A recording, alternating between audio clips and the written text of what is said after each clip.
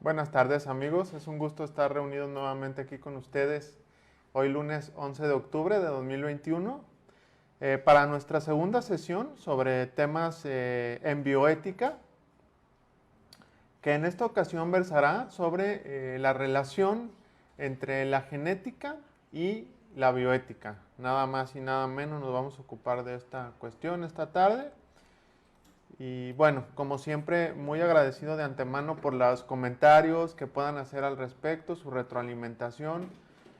Serán bienvenidas sus preguntas, etcétera. Y en el curso de la charla, que está programada para terminar a las 8 de la noche, en este transcurso ir desahogando esas propuestas por parte suya. Y bueno, comenzar diciendo de justamente la idea de la vida desde la genética contemporánea como tal, lo que tiene que ver con el ácido desoxirribonucleico. Es necesario ver algunos conceptos básicos justamente genética para después adentrarnos en la relación de la misma con la bioética. El ADN entonces se podría definir como la macromolécula en la que se almacena la información genética de cada organismo, entre ellos la especie humana, y que está presente en todos los seres vivos. En las células que tienen núcleo, que es el caso de las células que nos componen como seres vivos, también llamadas eucariotas, el ADN se encuentra dentro de los cromosomas y mitocondrias, mientras que en las plantas está en los cloroplastos. Si nosotros recordamos, la clorofila, por ejemplo, contenida, poner un ejemplo concreto, en ciertas gomas de mascar, pues proviene de justamente este tipo de sustancias en los cloroplastos. El ADN entonces sería un compuesto químico integrado por sustancias llamadas nucleótidos. Cada uno de ellos está formado a su vez por un azúcar, un grupo fosfato y una base. Las bases son adenina, timina, guanina y citosina. Para tenerlas pues presentes tanto esta tarde como siempre que escuchemos hablar de genética, serían algunos de los componentes fundamentales de estos justamente conceptos. El ADN entonces, ahorita vamos a ver también una imagen, es una doble hélice integrada por dos cadenas, cada una de ellas formada por un esqueleto lineal constituido por los nucleótidos. Se denomina genoma al número total de moléculas de ADN que tiene una célula o un organismo. Si ustedes recuerdan, y lo vamos a ver también a lo largo de la exposición, uno de los proyectos principales del siglo XX, nada más y nada menos, lo constituyó justamente el proyecto Genoma Humano. James Watson y Francis Crick descubren la estructura de doble hélice del ADN junto con Maurice Wilkins, y esto los hizo acreedores al Premio Nobel en 1953. No me quisiera adelantar, pero sí mencionar que lo que tiene que ver con el genoma de la población mexicana debió de haber sido más o menos en el año 2009, 2010, alrededor de en esos años, se llegó a la conclusión por un grupo interdisciplinario de científicos, en su mayoría mexicanos, algunos de ellos del Instituto Nacional de Medicina Genómica, que está asentado en Tlalpan, en la Ciudad de México, y por comisión presidencial del Gobierno de la República se estudió el genoma humano, el genoma de la población mexicana. Uno de los objetivos prácticos de arribar o de las conclusiones de este tipo de estudios es que se puede determinar, entre otras cuestiones, la prevalencia o las causas de las enfermedades de cierto tipo de poblaciones, en este caso de los mexicanos. Otra de las cosas que se descubrió en el genoma de nuestra población fueron cuestiones, yo diría hasta curiosas o muy llamativas, como el hecho de que la población nuestra, y ya como lo había dicho José Vasconcelos, muchas décadas antes, pues sí es cierto que somos la raza cósmica. Y fíjense ustedes, estamos compuestos, por ejemplo, en el norte de la República, las poblaciones, particularmente en el estado de Sonora, muy marcadamente, Chihuahua también, Sinaloa otro tanto. Es decir, el noroeste de la República Mexicana tiene el mismo genoma que poblaciones caucásicas. Por ejemplo, países como Georgia, países como Azerbaiyán, inclusive, comparten el genoma de este tipo de población, de este tipo de connacionales nuestros. En cambio, la población, por ejemplo, del estado de Guerrero, de Oaxaca también, la población afromexicana comparte el mapa genómico y lo vamos a ver también a lo largo de las siguientes diapositivas, pero bueno, para poner ejemplos, irnos adelantando y poniendo ejemplos concretos de la utilidad de este tipo de estudios, comparten entonces este tipo de poblaciones del sur del país con el África subsahariana, con el África negra. Entonces, imagínense ustedes la complejidad de la genómica en lo que es nuestro país. Pero como dijimos, tiene aplicaciones prácticas, entre ellos determinar tanto la prevalencia de ciertas enfermedades en nuestra población, como por ende cuáles pueden ser la solución o posibles soluciones médicas o terapéuticas a las mismas. Aquí hay una imagen justamente de, bueno, hablábamos de la triple hélice del genoma humano como tal. Esta sería nada más una imagen de las miles o millones que podemos encontrar de ellas en el Internet. Sin adentrarnos, sin entrar demasiado a cuestiones específicamente genéticas, no es el objetivo de esta tarde, pero sí hay conceptos que debemos de tener presentes. Hablábamos de en los organismos eucariotas, en las células con núcleo, como es el caso del hombre, de la especie humana. El ADN está compuesto dentro de unas estructuras llamadas cromosomas. Seguramente habremos escuchado esta palabra de cromosomas. La especie humana tiene 22 pares de ellos, que se llaman autosomas, y un par de cromosomas sexuales, que en la mujer son XX y en el hombre es XY, constituyendo un total de 46. Si nosotros recordamos ciertas patologías como el síndrome de Down, por ejemplo, es una falla pequeñita en esta conformación genética.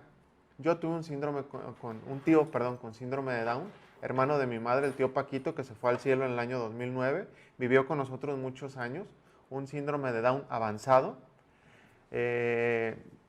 Paradójicamente les platico, su papá, mi abuelo era un médico, y bueno, como dicen, la ley de Morfeo, las paradojas de la vida, quiso Dios que mi tío Paco naciera con esta enfermedad. Que no soy genetista, pero sí tengo claro que al final de la conformación de estos cromosomas hay un defecto, se da un defecto en esta conformación y se da entonces la persona con síndrome de Down, entre otras cuestiones, pero este sería otro ejemplo concreto en esta conformación genética. Las células germinales o gametos, lo sabemos, son el óvulo y el espermatozoide.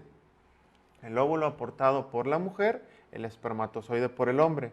Estos contienen cada uno la mitad de los cromosomas. Los óvulos tienen 22 autosomas y un cromosoma X, y los espermatozoides tienen 22 autosomas y un cromosoma X o 1Y. Cuando un óvulo se da un espermatozoide, sabemos que se da la fecundación humana. Comienza la vida humana como tal y cada uno aporta 23 cromosomas, y el huevo cigoto de la nueva entidad, de la nueva persona humana, tendrá 46 cromosomas en su totalidad. Otra de las características del ADN es la capacidad de autorreplicación. ¿Qué significa esto? Que durante este proceso las cadenas de ADN se van abriendo y de cada una de ellas se forma otra cadena complementaria, dando como resultado lo que los científicos llaman cadenas fijas.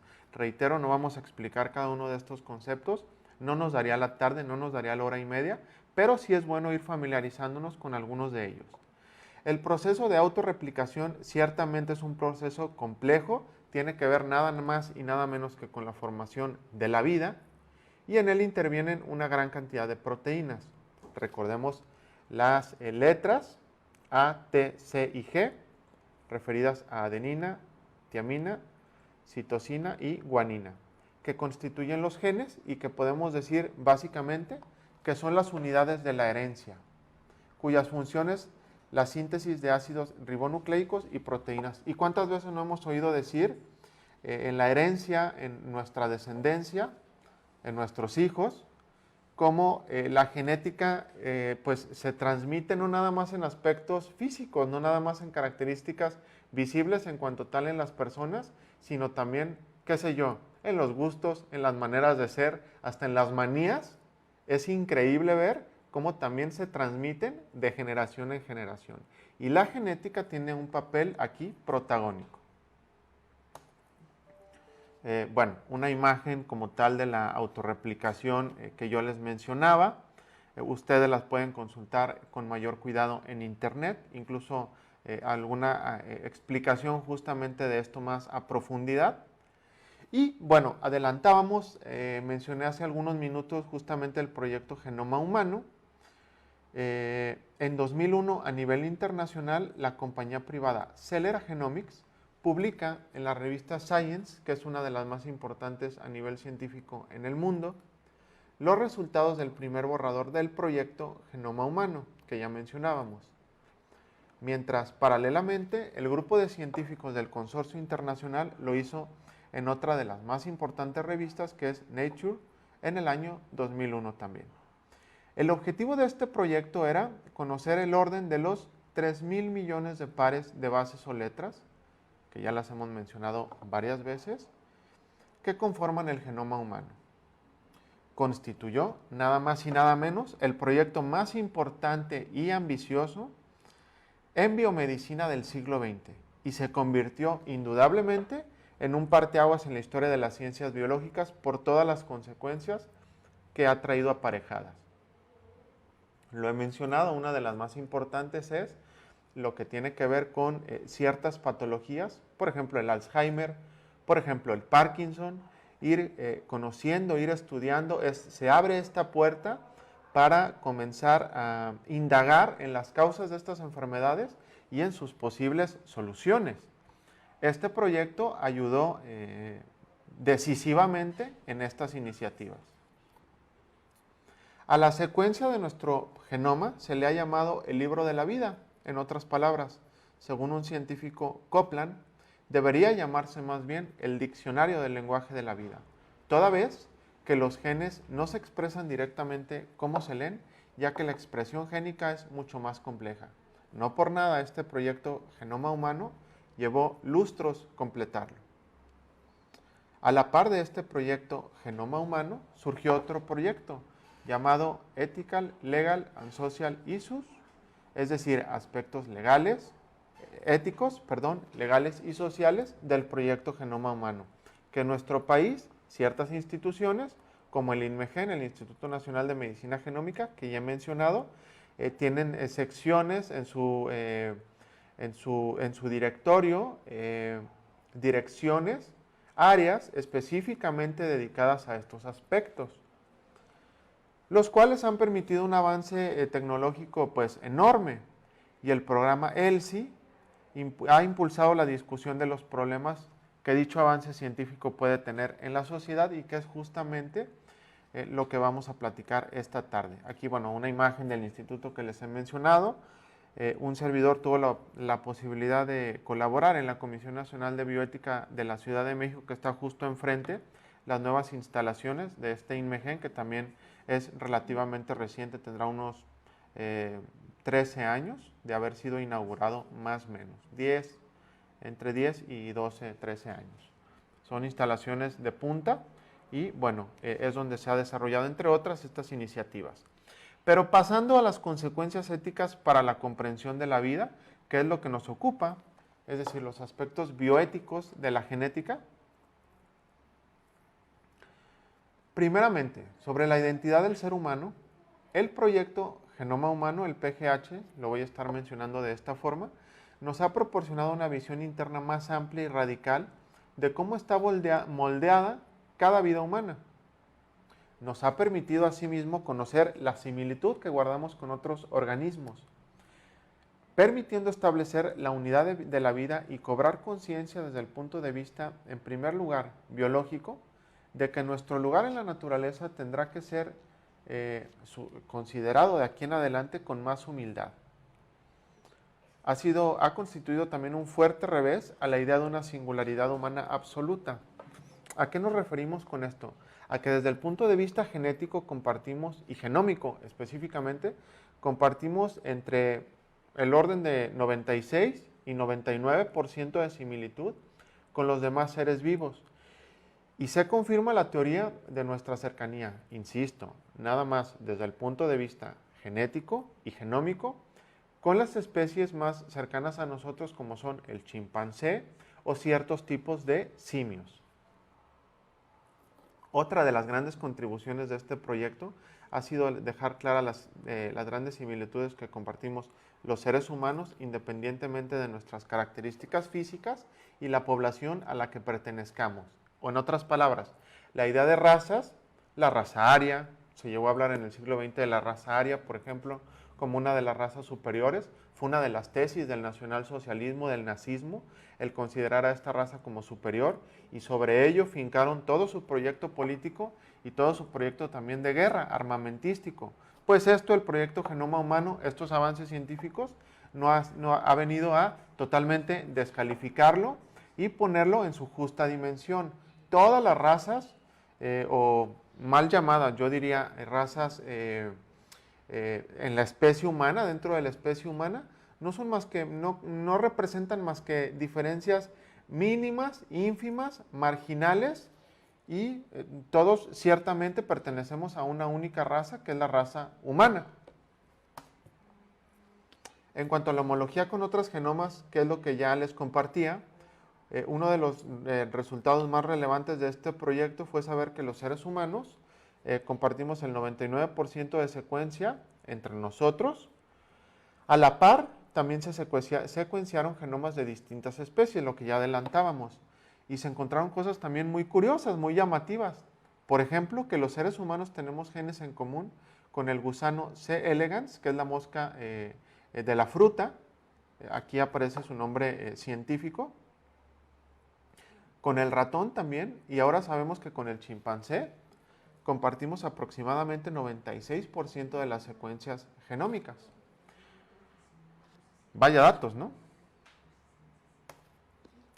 Conocemos ya el libro de más de 3.800 especies gracias a estos avances científicos, y conforme se avanza más en estos conocimientos, pues más asombro se va adquiriendo de las homologías que tiene el ser humano con este tipo de especies, que son enormes, como lo hemos venido mencionando. Ha habido también el surgimiento de otro tipo de vertientes científicas o subramas en la ciencia, en el conocimiento, como la bioinformática, que nos habla de la influencia en la comprensión de nuestra identidad y en la forma en la que nos vemos a nosotros mismos. Ha influenciado en ello. Algunas de las aplicaciones de estas son la investigación, desarrollo y desde luego la aplicación de los instrumentos de la informática, del cómputo, para el uso de datos biológicos, médicos, conductuales y de salud, para la adquisición, almacenamiento, desde luego, de toda esta enorme cantidad de datos y la visualización también de los mismos. Se le considera el corazón de la investigación genómica. La informática, desde luego, ha jugado aquí un papel muy relevante, así como para muchas más ramas del conocimiento, que sin ella pues sería punto menos que imposible llevar adelante, sobre todo a la velocidad que se han llevado este tipo de avances tan necesarios. Algunos otros impactos de ella en el entendimiento del ser humano serían, bueno, desde el punto de vista colectivo, es el efecto que produce la genómica en nuestra identidad como especie, que hemos ya mencionado algunos ejemplos de ello. Desde el punto de vista individual, ha determinado saber que ya estamos en condiciones de conocer nuestra identidad genética, y en pocos años estaríamos en condiciones de conocer la secuencia de nuestro genoma individual a bajo costo. Incluso esto ya es posible en ciertos lugares. Claro, el costo es elevado, sobre todo en países de primer mundo, Estados Unidos, Inglaterra, ya se está en condiciones de conocer esto. Y esto permite incluso, por ejemplo, yo veía un documental hace no mucho de que Angelina Jolie, por ejemplo, la actriz Angelina Jolie, expareja de Brad Pitt, bueno, la conoceremos muchos de nosotros, ella se hizo este tipo de estudio y pudo saber que todavía no tenía cáncer de mama, pero que lo iba a tener en unos años. Y eso la llevó a tomar decisiones radicales. Se anticipó a extirparse los senos, sus senos de ella, de Angelina Jolie, para no sufrir consecuencias a raíz del cáncer de mama. Y desde el punto de vista genealógico, la visión de nosotros como seres inmersos en una sociedad y en una cultura determinada han sido algunos de los principales impactos de la bioinformática. Algunas otras repercusiones sociales y médicas de los avances en biología molecular, pues han implicado un poder inédito sobre la naturaleza gracias al avance de este tipo de tecnologías. También han permitido el cambiar la vida de muchas especies, incluyendo la suya en forma antes pues ni siquiera pensada o soñada. Algunos ejemplos de estos cambios serían la producción de organismos transgénicos. Sabemos que en el campo de la alimentación se producen alimentos transgénicos y es todo un discurso desde el punto de vista bioético. Las implicaciones son muchas. Ha permitido también la clonación de diversas especies. Desde finales del siglo pasado recordamos que en Escocia se dio la clonación de la oveja Dolly. Fue la primera especie mamífera clonada, por lo menos que se haya sabido científicamente, que haya salido a la luz pública. Y ello trajo un revuelo enorme desde el punto de vista bioético y una gran discusión de igual manera. Otros ejemplos son, por ejemplo, la fertilización in vitro, el diagnóstico antes de los síntomas de diversas enfermedades, el ejemplo que ponía de esta actriz, el acceso a información genética personalizada, entre otros. Y esto, como lo ven ustedes, amigas y amigos, pues trae aparejado una serie de cuestiones bioéticas que saltan a la vista, yo diría, y que implican un estudio pormenorizado caso por caso para saber si es ético o no, o para tratar de dilucidar si es ético o no una tal conducta por ejemplo, de estas que hemos mencionado. La vida entonces, en otras palabras, se ha transformado en un producto de las tecnociencias, desde un cierto punto de vista. Así habría sido. La tecnología trae aparejado un inmenso poder que conduce a nuestra especie a tratar de lograr el máximo dominio sobre la naturaleza. Y que, bueno, lo mencionábamos la semana pasada, esta pandemia de COVID-19, de una u otra manera ha sido una respuesta. Yo sostengo esta tesis, la comparto, esta tesis de algunos científicos, incluso mexicanos, como por ejemplo Enrique Dussel, que sostiene que esta respuesta de la naturaleza con esta pandemia, con este virus nuevo, que ha saltado, nuevo entre comillas, porque ya existían otras especies, pero ha saltado a la especie humana, sería una advertencia de la naturaleza, en el sentido de la madre naturaleza estaría diciendo palabras más, palabras menos, o me respetas, ser humano, o te aniquilo. ¿Suena fuerte? Sí, suena fuerte, suena terminante, pero nos recuerda también de que formamos parte de la naturaleza. No estamos por encima de la naturaleza, formamos parte de ella. Y de tal manera que si formamos parte de un entorno, de una casa común que nos dice el Papa Francisco, por ejemplo, que lo ha venido manejando desde cuando se volvió Papa, estamos obligados entonces a respetar el entorno en el que vivimos, a ser humildes ante el entorno en el que vivimos. El desarrollo científico entonces abre nuevos caminos para mejorar las condiciones y la calidad de vida. Ciertamente de por sí, ya lo decíamos desde la sesión pasada, este desarrollo es positivo por sí mismo, pero será aún más positivo si trae aparejadas puntos de vista, aspectos bioéticos, ya que a lo largo de la historia la sociedad ha sido capaz de contender con los problemas que el avance científico y tecnológico conlleva, y podrá seguir haciéndolo siempre y cuando los involucrados continúen con su discusión y vigilancia. Y ahí es donde la bioética, además del derecho, pues juegan un papel fundamental. En el área médica, por otra parte, el avance del conocimiento del genoma ha permitido que el diagnóstico predictivo o presintomático de muchas enfermedades que se heredan mediante un solo gen, pues sean una realidad. Es decir, ha sido otro de los grandes avances que estos aspectos ha traído consigo.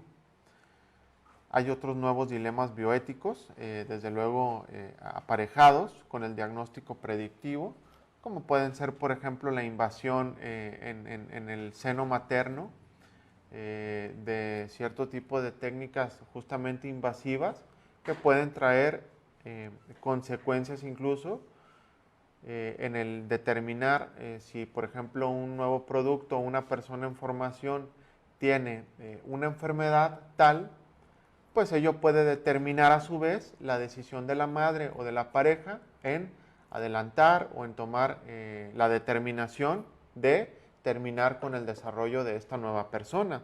Sería nada más un ejemplo de este tipo de dilemas que se pueden presentar a raíz del diagnóstico predictivo o presintomático. Algunos otros ejemplos sería, por ejemplo, el proporcionar información genómica personalizada. Decíamos, bueno, el ejemplo que puse anteriormente, es algo que ya la ciencia provee, es una capacidad técnica que ya está al alcance, no de muchas personas por el alto costo que tiene, pero que la ciencia ya, bueno, pone a disposición de nuestra especie. El conocimiento genético, por otra parte, se ha comercializado con una gran rapidez. Existen compañías que ya proporcionan este tipo de información de manera directa a los que ellos consideran pues, como sus consumidores desde un punto de vista de mercado libre o de mercado abierto.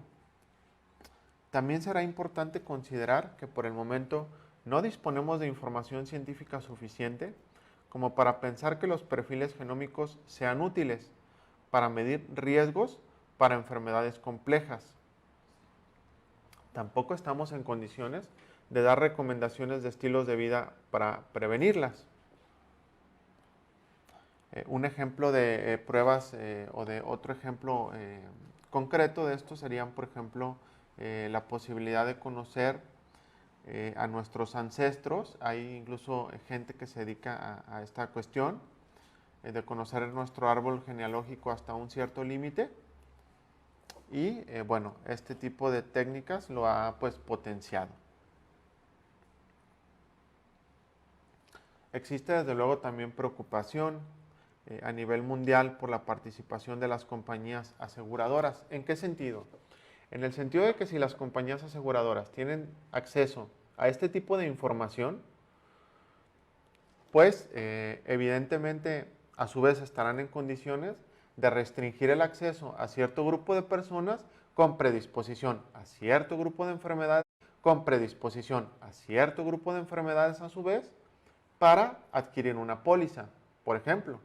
Este sería otro ejemplo concreto que pudiera darse a nivel social, con consecuencias, desde luego, indeseables desde un cierto punto de vista. En este sentido, en México se publica en 2010 la Ley Federal de Protección de Datos en posesión de los particulares. Y este tipo de información encuadra en este supuesto jurídico, ya que en el artículo 3, inciso 6, se incluye la información genética como datos personales sensibles. Y lo serán indudablemente, ya que sabemos que, bueno, todo lo que puede traer aparejado y sobre todo por el avance o por la confluencia con la informática, este tipo de información se vuelve muy valiosa, incluso desde el punto de vista mercantil.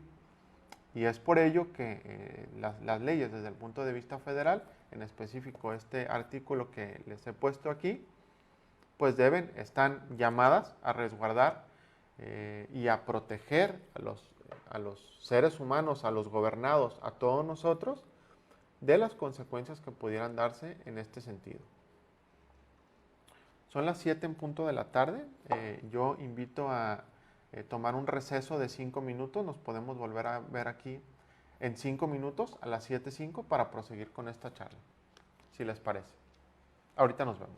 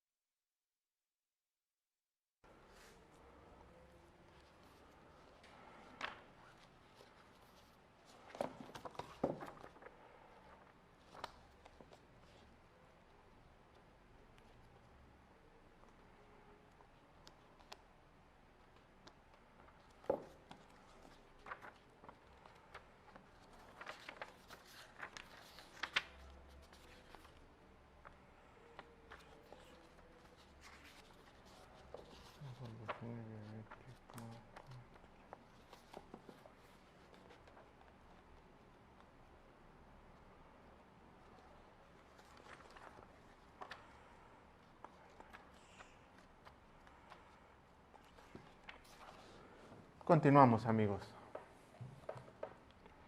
Entonces, bueno, hablábamos justamente de el aspecto de la protección que nos debe brindar la ley, en este caso la Ley Federal de Protección de Datos en posesión de los particulares, dada la gravedad de los temas que nos ocupan, que nos conciernen.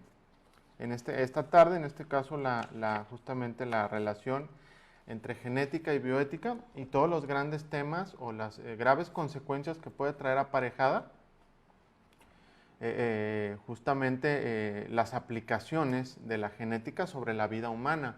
Dábamos el ejemplo de las compañías aseguradoras y la información a la que tentativamente puedan tener acceso y las graves consecuencias que ello puede traer consigo para la población y el ejercicio de la población de sus derechos, en este caso el derecho de la gente a adquirir o no adquirir, la gente que esté en condiciones de ello, una póliza de seguros privada, por ejemplo, pero las compañías privadas, al eventualmente, en el escenario crítico de tener una base de datos de la población mexicana, particularmente de aquella población que esté predispuesta a cierto tipo de enfermedades, como por ejemplo la diabetes o la hipertensión, nada más estas dos patologías son, lo sabemos, una restricción o una causal de restricción importante para adquirir cierto tipo de pólizas. De tal forma que a simple vista nos vamos dando cuenta de algunas de las consecuencias desde un punto de vista ético de este tipo de aplicaciones científicas. Entonces, ciertamente a lo largo de la historia el ser humano se ha interesado en saber qué es la vida, su origen, su valor y también su fin. Es decir, estamos ante uno de los, algunos científicos lo llaman fronteras del conocimiento, en las cuales en este querer saber más, en este querer indagar más, se va, imaginemos, y me lo decía un profesor al inicio del doctorado que estoy cursando en Derecho, nos hacía una imagen muy gráfica, como si fuera una especie de, prometo traerla próximamente, voy a pedirle permiso al maestro para traer esta imagen de las fronteras del conocimiento. Nos dice, miren jóvenes, ustedes en estos 4 años, imaginen que el conocimiento humano en general es un círculo como tal, y hago el paragón con esto que estamos platicando. Ese círculo, por su propia naturaleza, tiene límites. Ustedes se van a situar a lo largo de estos años y sobre todo al final en el límite de ese círculo y lo van a tratar de empujar un poco más allá, hasta que finalmente ese círculo cede y se expande un poco más. Pero el conocimiento que ustedes van a poder aportar en este enorme círculo del conocimiento humano es mínimo. Sin embargo, es algo. Eso poquito que ustedes puedan aportar es algo.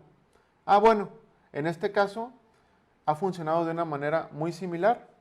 El ser humano a lo largo de las décadas, de los siglos, se ha interesado en saber cada vez más. Es algo que, bueno, hemos ido conociendo a lo largo del tiempo y que justamente la especie humana tiene dentro de sí el deseo de saber más. Y si hablamos de la vida, si hablamos de su origen, si hablamos del valor de la vida, es decir, desde un punto de vista axiológico, sabemos cuando hablamos de valores que nos referimos a los aspectos axiológicos, una palabra de origen griego, un término de origen griego, y sobre todo, si hablamos del fin de la vida, pues estamos situados nada más y nada menos que en las fronteras de lo que el ser humano como especie puede aspirar a conocer. Y sin embargo, la ciencia se ha enfocado en este tipo de aspectos. Por sí mismo, este tipo de cuestiones pues son complicadas, son complejas como tales, y se pueden entonces abordar desde un punto de vista variado. Algunos, o desde el punto de vista científico, lo correcto sería hablar de problemas interdisciplinarios. Y si estamos ante aspectos científicos, será necesario recurrir, como en todo, como en todo conocimiento, como en todo tipo de conocimiento, a la filosofía, pero también al aspecto científico o al método científico tradicional de Galileo. Con la comprensión de la estructura de la molécula de la vida y de cómo funciona, las definiciones de vida se han ido modificando, han ido mutando. Y surge la pregunta, ¿cómo definir la vida desde el punto de vista biológico con todo este bagaje científico? Surge la pregunta desde el punto de vista científico. Y ahí surgen también varias respuestas para ello. Hay aportes de ciertos científicos como Manner y Bunge. En nuestro medio, José Luis Díaz enumera 10 características biológicas de los seres vivos y sostiene que estas, aunque identificables por separado, no son interdependientes entre sí, sino que son comunes. Las voy a citar. En primer lugar, tenemos a un cuerpo organizado y acuoso, es decir, el agua es fundamental para nuestra vida. Sabemos que estamos conformados en una mayoría por agua. Los bebés, sobre todo particularmente aún más, son agua, son H2O en un porcentaje altísimo. Otro aspecto es la estructura distintiva y simétrica. El tercer aspecto, según Díaz, es el metabolismo autónomo y energético. La excitabilidad, sensibilidad y respuesta será el cuarto aspecto. Después la reproducción moderada. Después un equilibrio homeostático. No nos confundamos mucho con este tipo de aspectos, pero bueno, no quise dejar de mencionarlos. Ustedes después los pueden consultar con mayor cuidado. Les voy a dar incluso algunas fuentes al final para que las puedan consultar. El equilibrio homeostático se refiere, básicamente no soy médico, pero sí sé que nuestras funciones, por ejemplo, de respiración, de digestión, no es algo que nosotros estemos haciendo conscientemente, sino que nuestro organismo lo lleva a cabo de por sí, de manera natural. Otra característica es el crecimiento y transformación. Otra serán los ritmos sincronizados. Otra, la conservación autónoma. Y también la conducta pautada. La vida entonces entendida como el resultado de la interacción de múltiples genes con el medio ambiente, hablamos de esta simbiosis que debemos de tener respetuosa, de este respeto que debemos de tener, y sería uno de los aspectos que yo llamaría que nos quedáramos con él muy presentes esta tarde, y que el Papa Francisco a lo largo de sus documentos y de su pontificado como tal nos llama a tener muy presente, que es esta relación con la casa común, este término que él acuña y que sobre todo desarrolla de casa común, de este hábitat en el cual nosotros nos desarrollamos, y que no debemos de menospreciar tampoco la importancia que guarda la sociedad en él, la cultura, desde luego, las ideas filosóficas, entre otros aspectos, sobre la interrelación que tienen las especies que habitamos este planeta.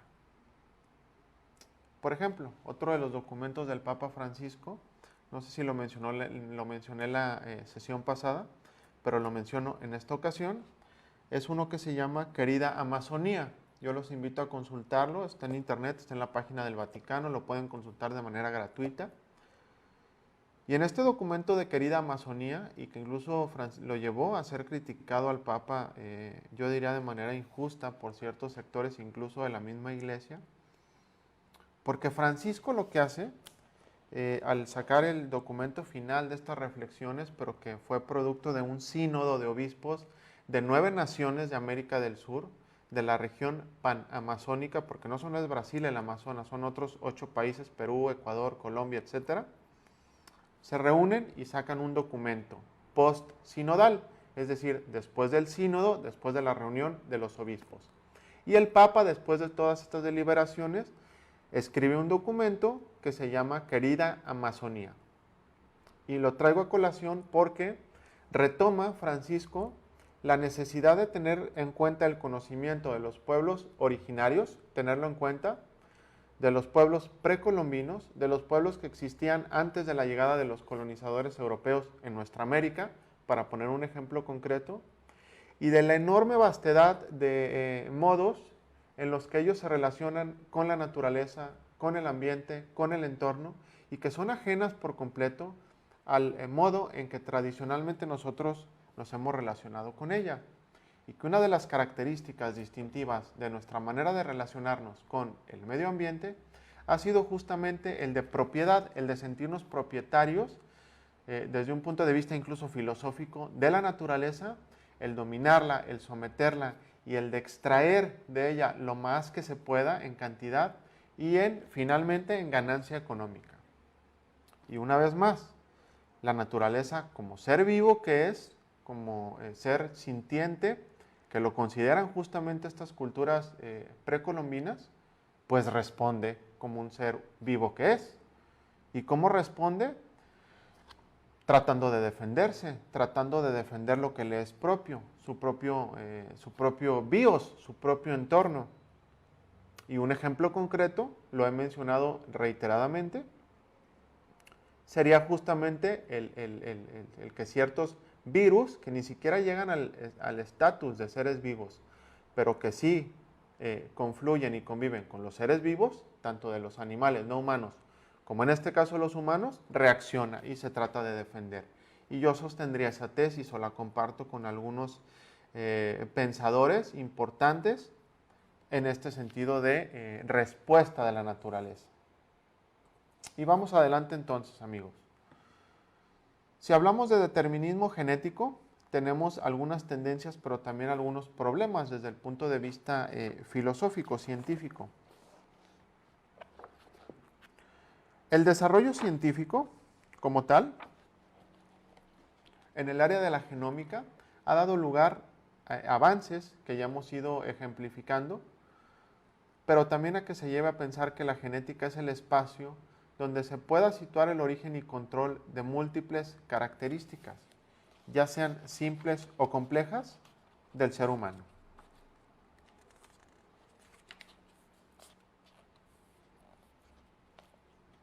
La tendencia reduccionista de remitir características muy complejas de la personalidad a uno o varios genes en particular es llamada reduccionismo genético, el cual niega el valor de la educación y de la sociedad como medios para cambiar las capacidades intelectuales, físicas y emocionales de los individuos.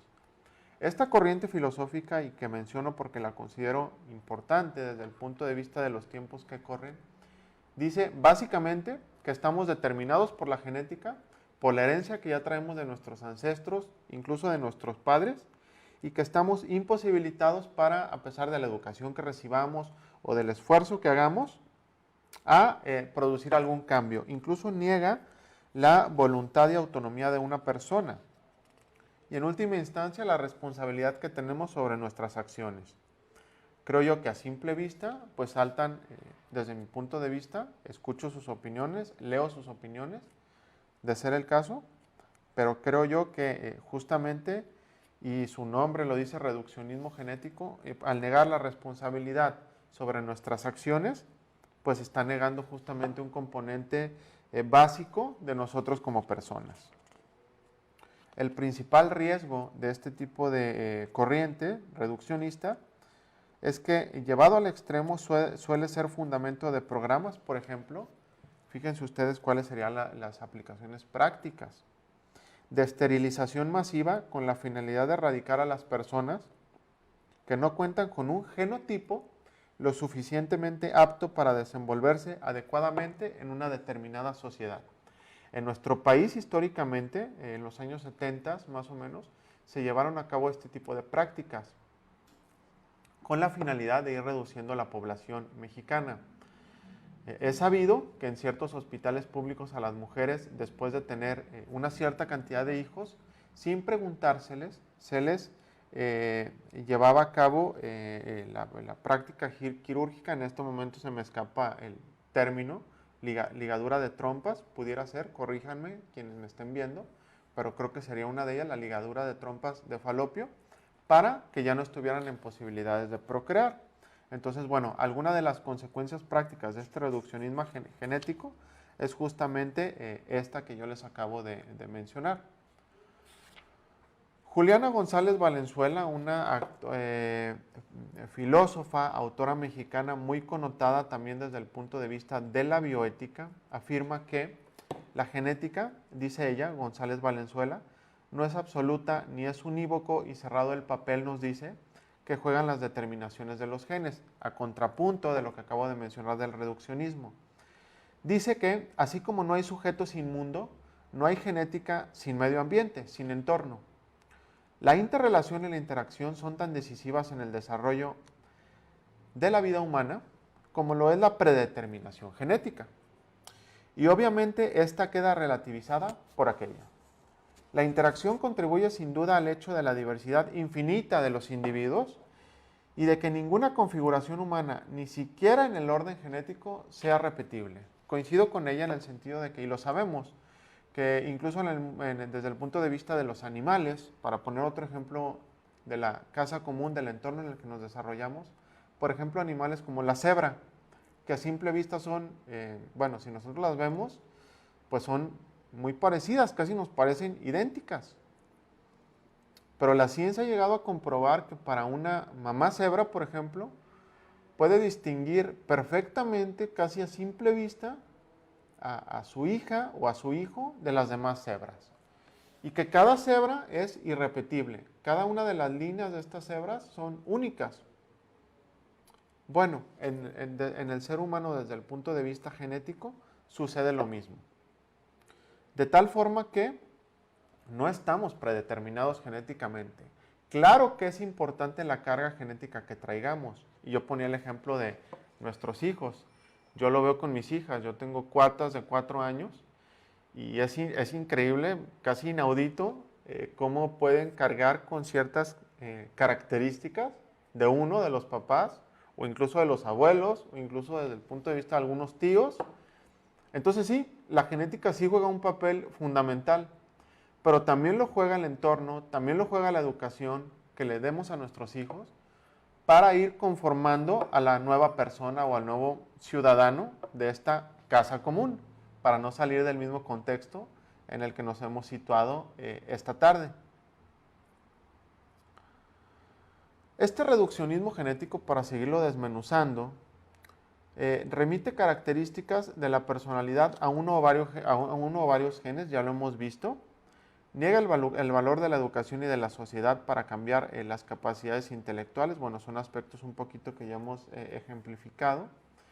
Desde hace varios años se ha desarrollado un intenso debate a nivel internacional sobre el peso que en realidad tiene la genética en las diferentes funciones y conductas de las personas, con la finalidad de suprimir ciertos atributos que en realidad no les corresponden, ya que dependen de otros factores que ya hemos venido justamente mencionando. Un ser humano, entonces, amigas, amigos, es consecuencia de su proceso histórico también, desde el momento de la concepción hasta su muerte. En otras palabras, nosotros formamos parte de un entorno social. Un servidor nació en Guadalajara, Jalisco, en el año de 1982. Por lo tanto, estoy determinado también por los aspectos históricos y geográficos en los que me tocó nacer. No será lo mismo que si hubiera nacido en Zimbabue en el año de 1600 o que si hubiera nacido en Estados Unidos en el año de 2150. Indudablemente que estas características geográficas, históricas, me van a determinar a mí, Eduardo, de una manera o de otra, o van a influir decisivamente para el desarrollo que yo posteriormente pueda tener con el uso de mi libertad y de las características propias que tenga como persona para llevarlas adelante. De tal forma que en cada momento de nuestra vida, los genes, el ambiente y la persona participan de manera activa en el desarrollo de nosotros como seres humanos. La genética no está en condiciones de explicar, ni puede explicar la diferencia, por ejemplo, entre los grupos sociales, entre las capacidades intelectuales, entre las conductas morales, o la orientación sexual, otro aspecto decisivo, o el éxito económico o el estatus social alcanzado.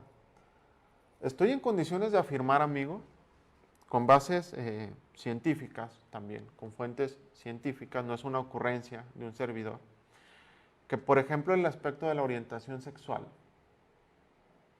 No hay al día de hoy una respuesta terminante, definitiva, a si la persona viene predeterminada ya genéticamente. La genética también puede jugar un rol aquí fundamental.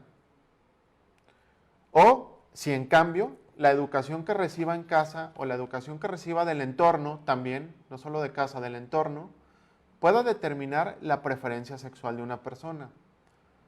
Es en cambio una combinación de ambos factores, de la predisposición que la persona pueda tener ajena a su voluntad, es decir, en la que la genética, por ejemplo, u otros aspectos propios de su nacimiento biológico pueda tener ya de por sí esta persona, y también jugará un papel decisivo la educación que la persona pueda recibir y el entorno en el que la persona se desarrolle, los afectos que la persona pueda desarrollar.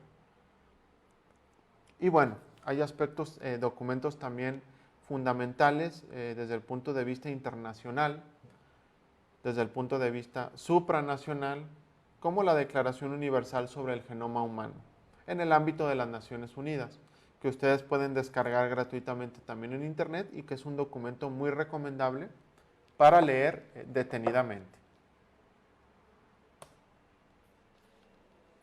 Entonces, bueno, sabemos que hay una interacción, lo hemos ya venido mencionando entre los genes, la cultura, también el ambiente. Algunos ejemplos, la intolerancia a la lactosa, que muchas personas sufren, que sugiere, después de muchos estudios científicos, que las granjas lecheras y el consumo de lácteos han creado un ambiente que ha favorecido de manera selectiva la extensión de los genes para la tolerancia a la lactosa en los adultos. Hay estudios de científicos como Lalande y sus colaboradores que han tratado de demostrar cómo las prácticas culturales, por otra parte, han influido en el genoma humano y apoyan la teoría de un modelo de coevolución genético y cultural. Entonces, una vez más, la confluencia tanto de la genética como de la cultura para el desarrollo de un individuo en una determinada sociedad, en la que, como ya también hemos mencionado, los aspectos históricos, geográficos y culturales jugarán un aspecto decisivo en ella. No serán las mismas oportunidades que pueda tener una persona en un país como el nuestro, a las cuales un ciudadano de un país aunque no somos un país desarrollado, pero hay países, no voy a mencionar ejemplos de naciones concretas, pero no tendrá las mismas posibilidades. O incluso dentro de nuestro propio país, en ciertos lugares, como las grandes ciudades, se tienen mayores posibilidades, o se tendrían mayores posibilidades, que en las comunidades rurales más apartadas. Por ejemplo, de acceso a la educación. Por ejemplo, de acceso a la salud, que son derechos básicos. Entonces, eso va a determinar también el que una persona esté en condiciones o no de desarrollarse más apropiadamente o no. Aspectos culturales, aspectos geográficos, aspectos históricos concretizados. Entonces, existe una fuerte correlación entre la frecuencia de la tolerancia, mencionábamos el ejemplo, a la lactosa, y la costumbre de producir lácteos y consumir leche. Estas observaciones, estos ejemplos han dado lugar a la hipótesis histórico-cultural de que el consumo de lácteos ha creado una presión selectiva, lo llaman algunos, que condujo a los genes con variantes y que permiten la tolerancia a la lactosa a tener una elevada frecuencia. Es decir, que las personas con intolerancia a la lactosa tentativamente serían menos que aquellas que podemos o que tuvimos la suerte de poder consumir lácteos. Son las 7:30 en punto. Llevamos 2/3 partes del material de la charla que les he preparado. ¿Les parece si nos vemos en 5 minutos a las 7:35? Yo aquí estaré. Bienvenidos sus comentarios, aportaciones, dudas, querellas, como diría un maestro, etc. Gracias.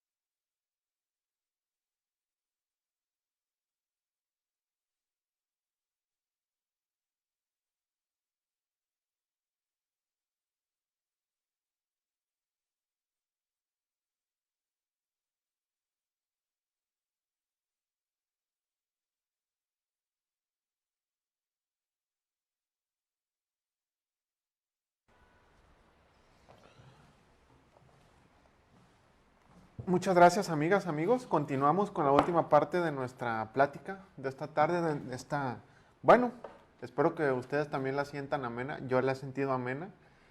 Gracias por todos sus comentarios desde Tijuana, desde aquí de Guadalajara, desde donde estén, se los agradezco mucho y los valoro mucho de verdad, la paciencia y sobre todo la compañía.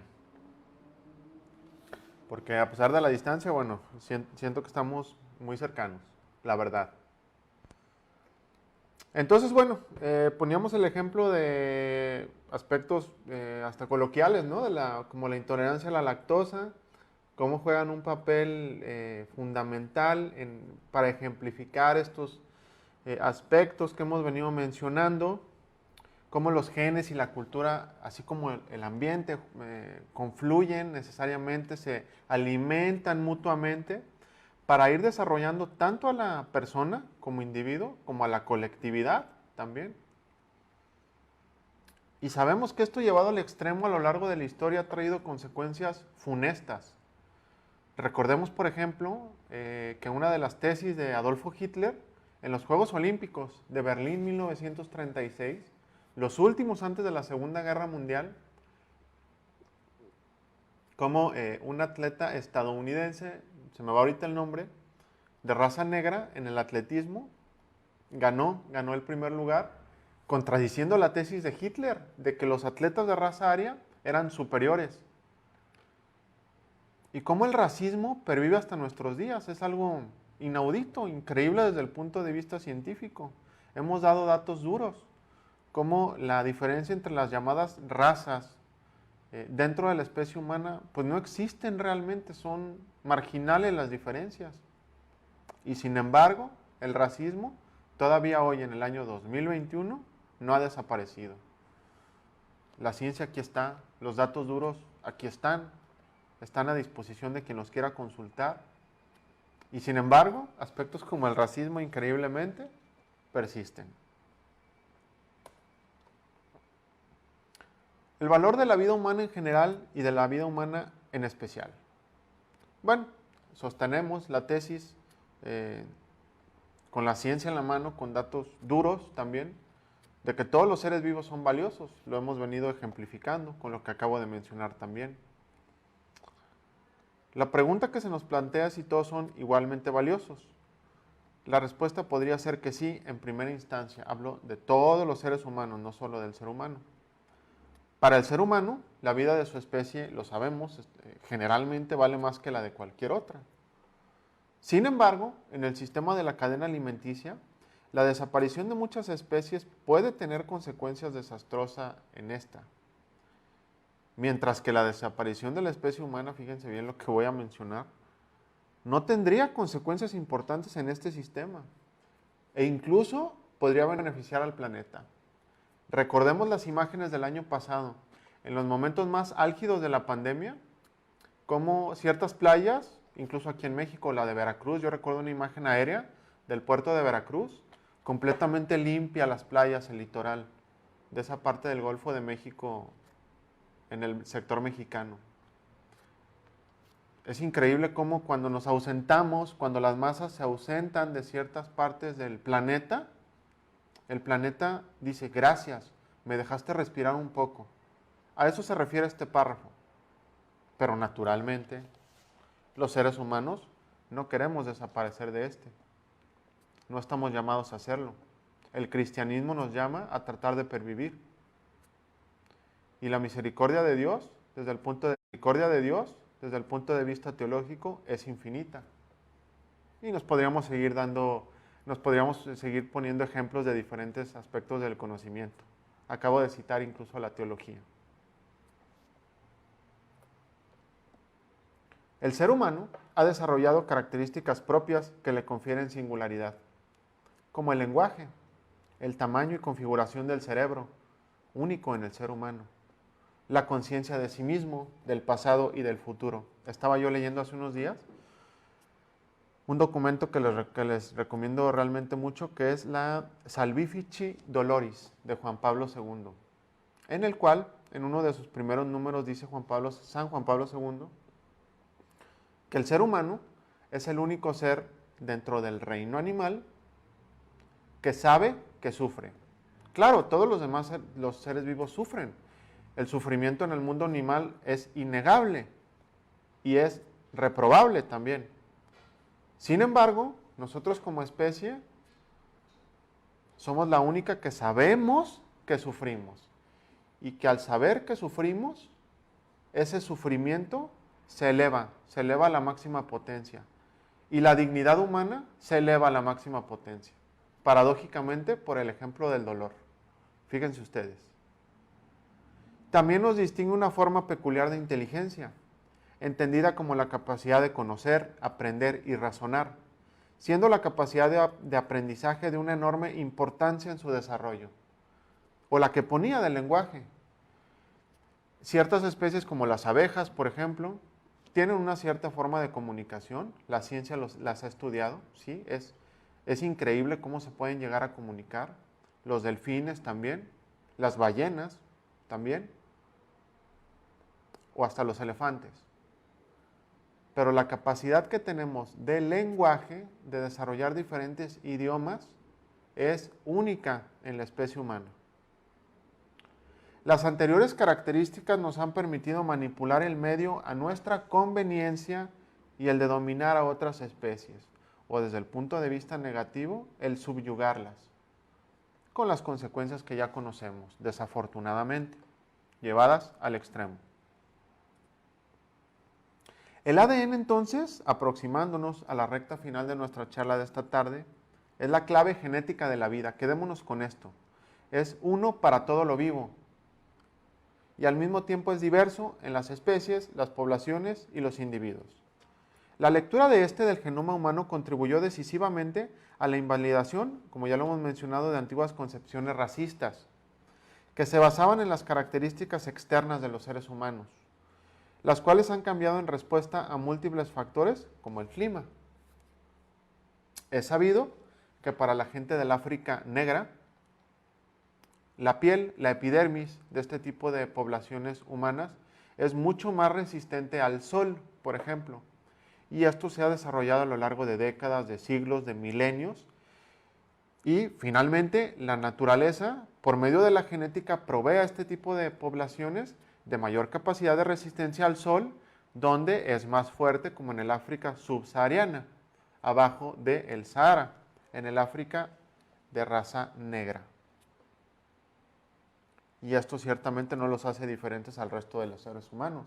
Es una característica determinada por la genética nada más, pero que la misma genética ha desvirtuado las diferencias fundamentales entre seres humanos, que como hemos visto son prácticamente marginales, inexistentes. Lo que la genómica revela era que la igualdad intrínseca entre los seres humanos, y lo sostiene hasta el día de hoy, pues solo un 1% de los pares de nucleótidos humanos en el ADN varía entre los individuos, que es justamente lo que hemos venido subrayando en más de una ocasión. De este modo, la ciencia está en condiciones de afirmar la igualdad entre los seres humanos. Y en 1950 la UNESCO declaró que las razas como tal no existen. En los últimos 60 años se han multiplicado los estudios de las diferencias a cargo de una rama de la genética, que es la genómica de poblaciones, la cual se encarga de describir la variación y la distribución biológica de los seres vivos. Respecto del flujo genético o de la migración, este se refiere a los mecanismos que convergen en el movimiento de genes de una población a otra.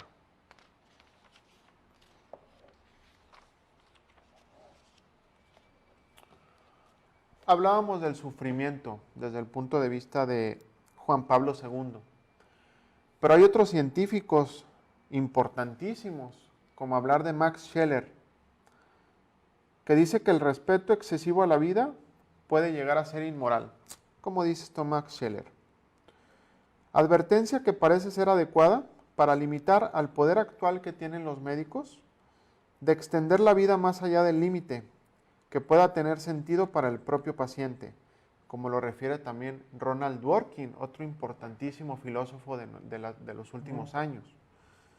¿Y qué es lo que quiere decir Scheler? ¿Cómo lo podríamos interpretar? Hay un aspecto de la bioética que es el encarnizamiento terapéutico o el ensañamiento terapéutico, el cual subraya que, a contrapunto de lo que es la eutanasia, que es acortar la vida humana antes de tiempo o arrogarnos nosotros características o atribuciones, mejor dicho, que no nos competen, que le competen solamente al Creador, para aquellos que somos creyentes, acortar la vida humana antes de tiempo. Sería un asesinato. Pero desde el otro punto de vista existe el ensañamiento terapéutico, que es lo que aquí Scheller con otras palabras está citando. Dice, el respeto excesivo a la vida puede llegar a ser inmoral. Nos salta esto, me salta, nos salta. Pero los médicos y la medicina cada vez trata de ir más allá, cada vez trata de extender lo que ya mencionamos, las fronteras del conocimiento, llevarlas hasta donde se pueda, hasta donde se pueda. Hay estudios incluso, leía yo el periódico hace poco, un proyecto llamado Altos, así como lo escuchan, lo pueden googlear, Proyecto Altos, del fundador de Amazon, de Jeff Bezos, cuyo objetivo es vencer la muerte en última instancia. ¿Será posible esto técnicamente?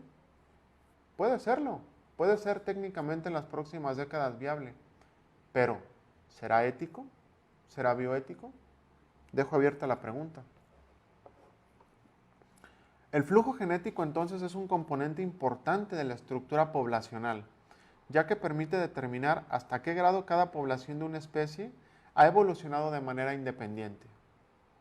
Cabe resaltar que el movimiento de genes de una población a otra afecta de manera significativa a las especies, pero sin variabilidad no habría evolución.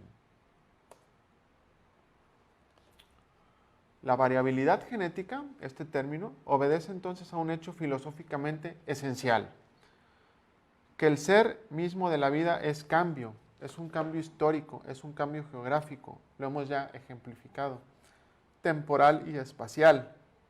Y precisamente en esto está su unidad y permanencia. La genética entonces no es ajena al cambio. El cambio en la genética de poblaciones es un área que ha aportado enormes conocimientos entonces a la genética y al estudio de la evolución del hombre moderno, así como a la comprensión y valoración de la vida humana como tal. Gracias a los avances de la genética y en especial de la biología molecular, los antropólogos pueden ahora verificar o comprobar los datos obtenidos de fósiles humanos mediante la información que se obtiene del ADN extraído de restos, por ejemplo, óseos.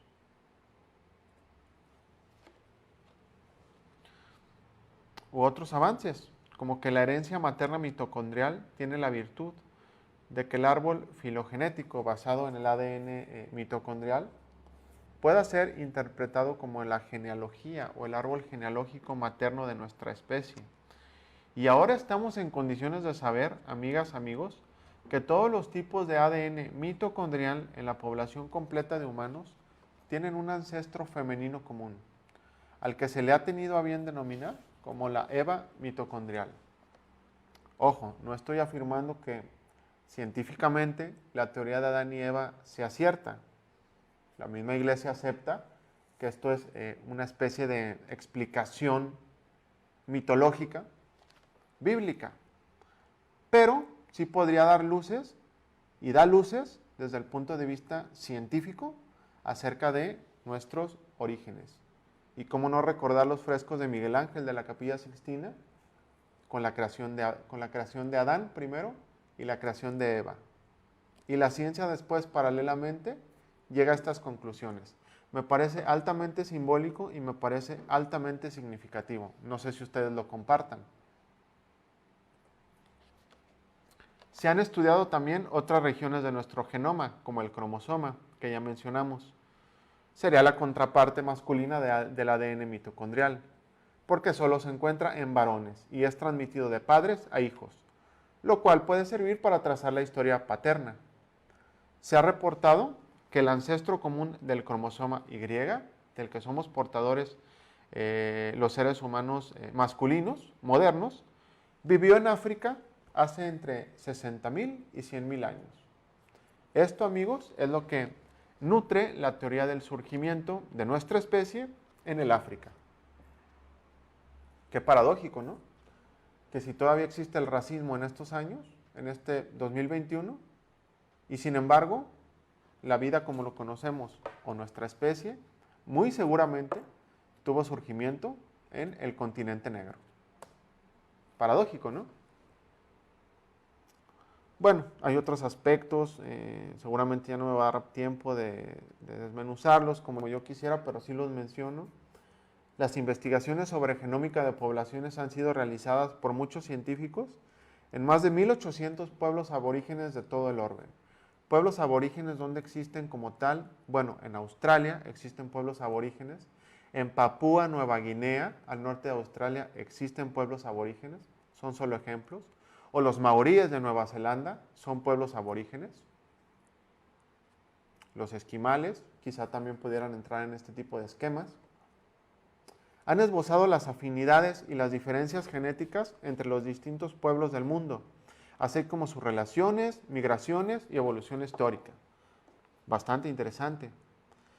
Entre los cultivadores de esta rama de la genética destacan los trabajos de Luca Cavalli Sforza, Paolo Menozzi y Alberto Piazza, todos de Italia, fundamentales por su carácter interdisciplinario, recordemos que hablábamos del conocimiento interdisciplinario, y de su trascendencia para la historia, pues enriquecieron la lectura de la dotación genética, utilizando datos aportados por la arqueología, por la lingüística, recuerden ustedes que hablamos de la lengua como un elemento distintivo del ser humano, de la antropología, también de la historia, de la demografía y desde luego de la estadística.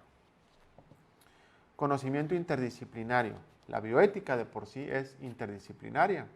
Se nutre del derecho, se nutre de la medicina, se nutre desde luego de la filosofía, incluso de aspectos, desde luego la genética juega un aspecto fundamental, e incluso de aspectos teológicos, interdisciplinaria. El proyecto sobre la diversidad del genoma humano, que es este ejemplo que yo les estoy poniendo, llevado adelante por, sobre todo, Cavalli Sforza, fue el principal impulsor de este proyecto. Fue lanzado en 1991 por la revista Genomics, y este científico italiano lo define como un proyecto internacional de antropología, que tiene como finalidad profundizar nuestra comprensión de la riqueza genética del hombre en su unidad y en su diversidad. Permitió estudiar los genes y el lenguaje de miles de personas en África, en Europa y en Estados Unidos, logrando incluso la hazaña de remontarse al origen del Homo sapiens sapiens, de nuestra especie, de nosotros, y hallar genes relacionados con algunas enfermedades, como la enfermedad de Crohn, por ejemplo. Es un ejemplo, pero de muchas otras seguramente. Hoy en día, entonces, se han sustituido los agrupamientos raciales. Dijimos que la ONU desde 1950 y con las heridas frescas de la Segunda Guerra Mundial consideró superado el concepto de razas entre la especie humana, dentro de la especie humana. Hay otros conceptos más modernos, en cambio, basados en semejanzas genéticas. Y se ha comprobado que estos corresponden principalmente a semejanzas en el origen geográfico. No hay fronteras genómicas cerradas e inmutables, por lo que establecer más marcos raciales es arbitrario, complementando esto que decimos, esto que mencionamos, de la desaparición como tal del concepto de razas dentro de la especie humana. La diferencia entre poblaciones no estriba únicamente en que unos sean negros, otros blancos, otros amarillos. No se debe a que pertenezcan a una raza homogénea. No hay una raza europea, africana, otra asiática, otra indoamericana. Desde un punto de vista genético, y sería una de las conclusiones de esta tarde, somos intrínsecamente iguales y no somos iguales al mismo tiempo. Hay desigualdades de poblaciones, de grupos, de individuos, así como en cambio hay una igualdad fundamental, básica de la especie humana. Es hermoso saber esto. Finalmente todos estamos emparentados genéticamente. ¿Y cómo no verlo con una situación como la que estamos viviendo? El coronavirus, el COVID-19, no ha respetado fronteras, no ha respetado razas, no ha respetado condiciones sociales. Se ha esparcido de manera homogénea. Claro, con el surgimiento de las vacunas y que se ha concentrado en los países mayormente pudientes económicamente, estas desigualdades que desde siempre han existido entre los hombres, entre los pueblos, una vez más han aparecido, desafortunadamente. ¿Será una llamada de atención que no aprendimos, amigos? ¿El coronavirus no ha sido una llamada de atención suficientemente fuerte, suficientemente decisiva, como para llamarnos a tomar una nueva actitud? Francisco, el Papa, en su encíclica Fratelli Tutti, hermanos todos, en el número 7, nos dice con toda claridad, y que se acaba de cumplir el primer aniversario, salió a la luz el 3 de octubre, en vísperas del Día de San Francisco, que es el día 4 de octubre, el Día de los Panchos aquí en México. Dice que si no somos capaces de ver, en Hermanos Todos, Francisco, en este documento, si no somos capaces de ver que la realidad como tal debe ser afrontada de una manera diferente, palabras más, palabras menos, ustedes léanlo de primera mano en este número 7 de Hermanos Todos, estamos negando la realidad. Es decir, esto que nos está sucediendo es algo que nos debe de llevar a mover todas nuestras concepciones sociales, políticas, culturales, económicas, deben de ser replanteadas totalmente desde sus cimientos. Si no, nos dice el Papa, estaríamos negando la realidad. Qué fuerte. Fuertes palabras, ¿no? No sé qué piensan ustedes. Nos deben llevar a la reflexión. Cerrando nuestro tema, el descubrimiento de que el 99.9% del genoma humano es el mismo para todos los individuos ha revelado la igualdad esencial entre los seres humanos. Este gran hallazgo permitió superar, como nos dice este científico italiano, Luca Cavalli Sforza, lo cito textual, que el abyecto racismo que ha dañado tanto la convivencia entre los hombres y ha ocasionado un sinnúmero de injusticias a lo largo de la historia, la confusión, las grandes tragedias y las crueldades a que ha dado lugar la diversidad racial en el mundo son, en palabras de Macbeth, él a su vez cita a Macbeth, una historia contada por un idiota, lleno de griterío y de furia que no significa nada. No hay razas puras, no hay poblaciones puras en el sentido genético del término. Recordemos a Vasconcelos en México, somos la raza cósmica, somos una confluencia de todo, o siendo un poco románticos, ¿no? Pero es cierto, somos polvo de estrellas, somos parte finalmente del universo. Y no estoy siendo panteísta, estoy siendo cientificista, lo estoy diciendo con bases científicas. Y en última instancia, todos los seres humanos somos iguales desde el punto de vista científico. Por ello, el concepto de raza ha sido completamente desechado. Ya no tiene razón de ser. Hay una igualdad fundamental básica, ya lo dijimos, la de la especie humana. Las diferencias biológicas no implican jerarquía de ninguna clase. No hay razón para que la diferencia llegue a pensarse con un alcance ontológico, con un alcance fundamental. Yo con esto cierro, amigos, les agradezco su paciencia, les agradezco sus comentarios. No sé, Sofi, si hay algo más. Y nos vemos entonces aquí el próximo lunes. Ahora sí que mismo canal, misma hora, 6:30 de la tarde por Facebook Live. Tenemos una cita. Muchas gracias y hasta pronto.